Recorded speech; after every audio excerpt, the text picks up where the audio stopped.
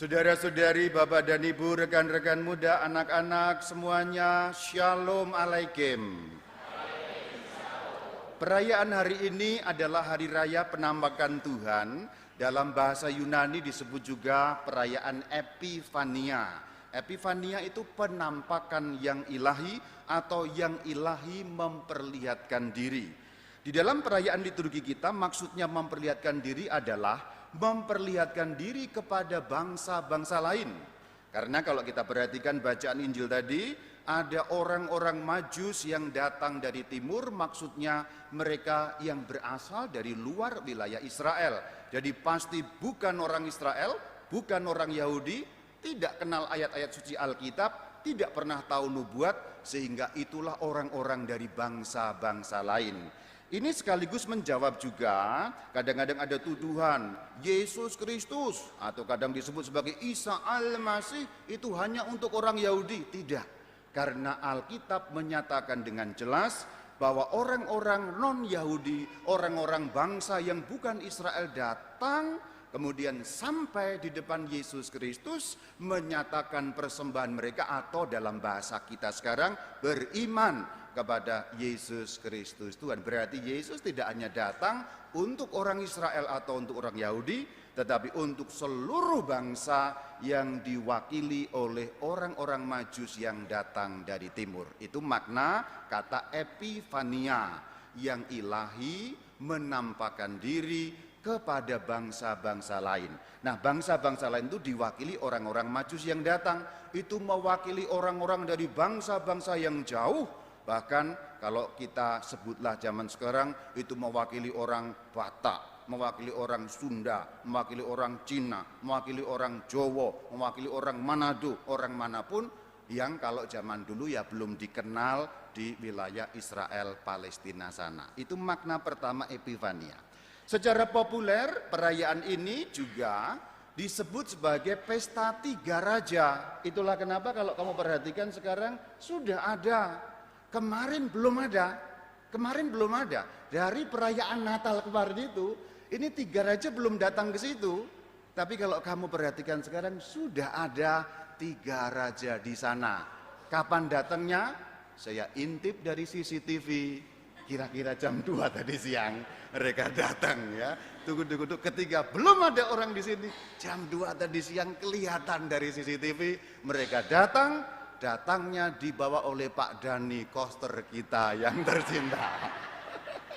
Bukan naik onta, tapi naik tangannya Pak Dhani, koster kita yang tercinta. Jadi ini secara populer juga disebut pesta tiga raja. Ada tiga rajanya, meskipun tidak terlalu jelas mereka ini raja atau bukan, tetapi secara populer disebut raja dan jumlahnya 3. Padahal kalau kita mendengarkan Injil hari ini tidak pernah disebut jumlahnya ada berapa. Tidak pernah. Kalau kamu dengar Injil baik-baik, tidak ada disebut 3 orang, atau 4 orang, atau 5 orang. Hanya disebut orang-orang Majus. Kalau orang itu 1, kalau orang-orang itu berarti jumlahnya berapa? Ya pasti 2 atau lebih. Bisa 2, bisa 3, bisa 4, bisa 5. Kita tidak tahu persis jumlahnya berapa, tetapi Gereja Katolik menyimpulkan bahwa ada 3 orang. Berdasarkan apa? Berdasarkan dari persembahan yang dibawa ada 3, yang satu membawa emas, yang kedua membawa apa? Kemenyan atau dupa, yang ketiga membawa apa? Membawa mur. Jadi jumlah 3 disimpulkan dari jumlah persembahan. Bahkan Gereja Katolik secara tradisional memiliki nama untuk ketiga orang itu. Ketiga orang itu namanya kalau disingkat KMB, K, Kaspar. Atau Gaspar, tapi bukan Gesper, kalau Gesper ikat pinggang ya. Kaspar, K, Kaspar atau Gaspar. M, Melkior, B, Baltasar. Jadi K apa? Kaspar. M, Melkior. B, Baltasar. Nggak usah dihafalkan juga kok, tenang aja. Tidak akan masuk ujian nasional siapa nama para Majus itu. Ini hanya tafsiran gereja atas jumlah 3 KMB, Kaspar, Melkior, dan Baltasar. Nah, perayaan Epifania sebenarnya penuh dengan simbol-simbol yang luar biasa yang bisa dijelaskan artinya satu persatu. Pertama, mereka datang dari timur. Timur itu apa? Ada penjelasannya. Orang-orang Majus. Jus itu apa? Majus itu apa? Bukan Majus itu mak-mak penjual jus, bukan ya. Tapi itu bisa dijelaskan, simbol-simbolnya banyak sekali. Ketemu Herodes itu bagaimana? Kemudian bintang itu artinya apa? Kemudian emas, dupa, kemenyan, dan mur artinya apa? Ada banyak kalau mau dijelaskan, tetapi saya tidak akan jelaskan semua. Emas, kemenyan, dan mur, kalau masih ada sumur di ladang, tahun depan saya jelaskan. Hari ini saya hanya akan menjelaskan dua hal saja supaya dapat menjadi suatu perenungan dan makna untuk hari raya hari ini. Yang pertama bintang, yang kedua jalan lain sebagai kalimat terakhir dari Injil hari ini. Setelah diperingatkan, mereka menempuh jalan lain, artinya jalan yang berbeda. Kita mulai dari bintang.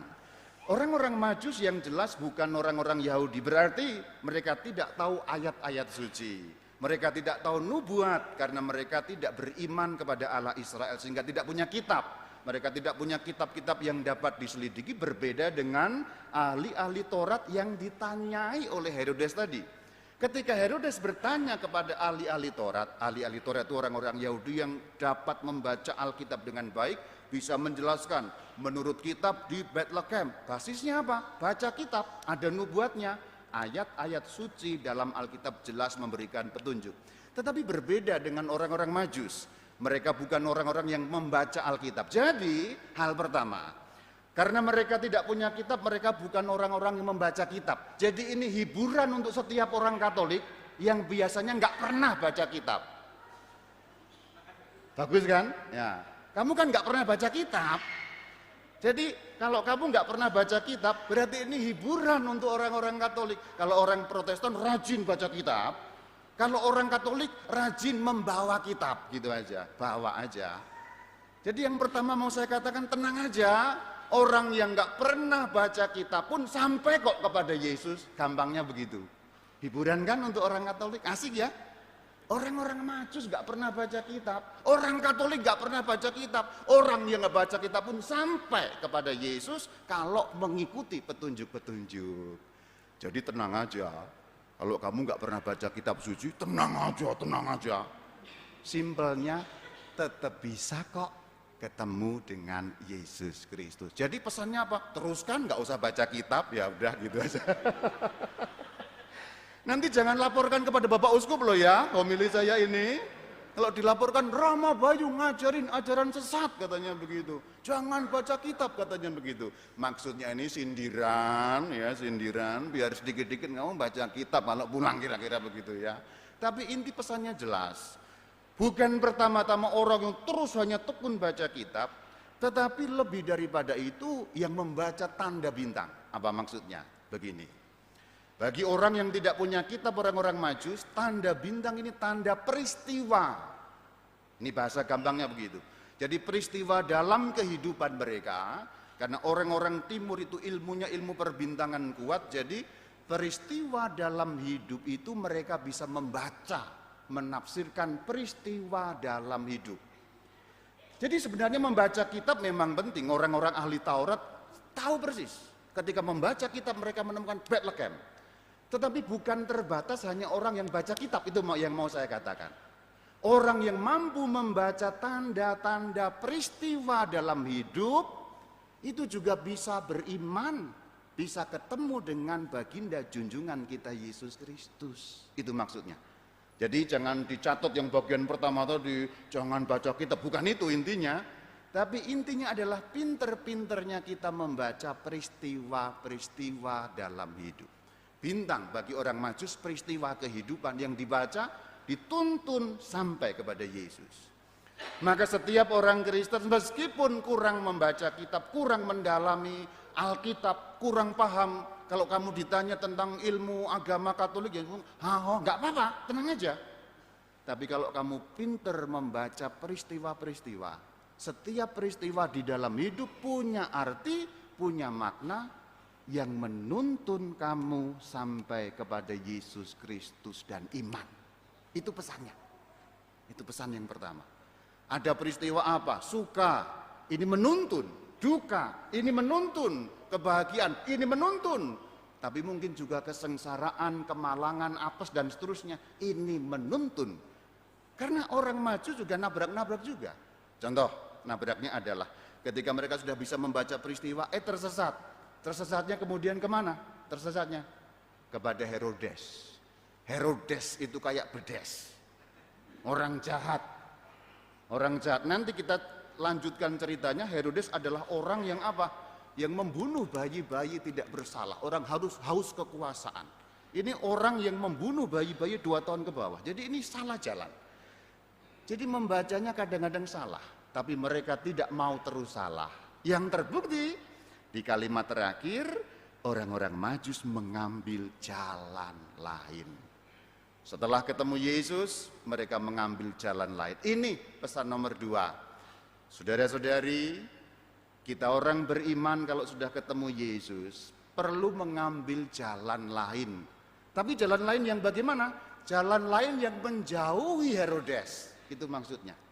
Kalau sebelumnya orang-orang Majus ini tersesat ketemu Herodes, berarti mendekati kejahatan. Ini bahasa simbolik, artinya seperti itu. Herodes jahat, kejahatan. Berarti ketika mereka berjumpa dengan kejahatan, mereka mendekat kepada kejahatan. Tapi bagian terakhir, setelah ketemu dengan Yesus, dikatakan mereka tidak kembali kepada Herodes, menempuh jalan lain. Menempuh jalan lain yang seperti apa? Yang menjauhi Herodes. Ini lambang kejahatan. Yang menjauhi kejahatan. Itu beriman. Jadi 2 hal hari ini pesannya. Pertama, tenang aja kalau nggak baca kitab, tapi kalau kamu pinter membaca peristiwa-peristiwa hidup, ada pesan di situ yang Tuhan mau sampaikan kepada setiap dari kita. Pesannya berbeda-beda, tapi satu tujuannya untuk sampai beriman, untuk sampai kepada Yesus Kristus Tuhan. Apapun peristiwanya, peristiwanya beda-beda, tapi tujuannya sama. Pinter-pinter kita membaca peristiwa-peristiwa itu dalam terang makna iman kepada Tuhan. Nomor 2, cirinya orang yang sudah ketemu Yesus adalah menempuh jalan lain yang menjauhi Herodes. Pertanyaan terakhir sebagai renungan, apa jalan lain yang akan kutempuh menjauhi Herodes, menjauhi kejahatan? Mumpung ini tahun baru 2025, nanti pulang dipikirkan dan dijawab bukan dengan kata-kata, tapi dijawab dengan tindakan.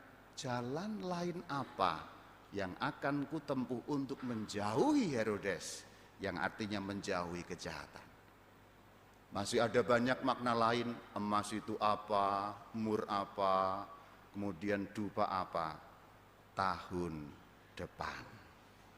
Shalom alaikum.